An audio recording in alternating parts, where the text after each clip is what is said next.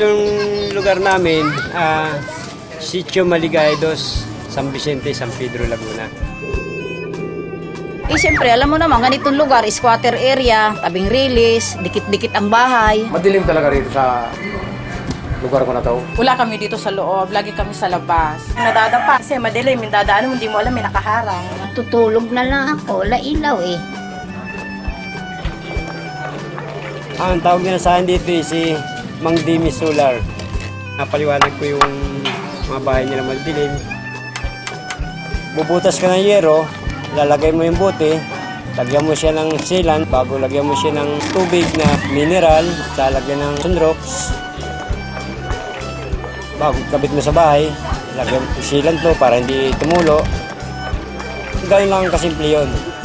Dating ganito, ito kadilim nung bago ko pagkapitan.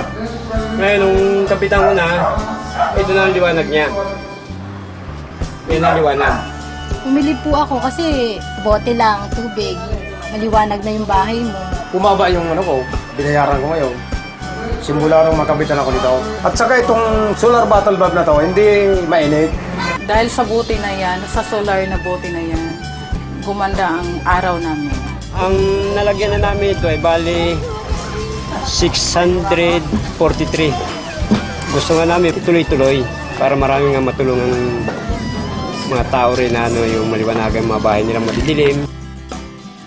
Parang katulad na rin ng bumbilya. Dati natin nakakalimutan at pakinabangan na ngayon.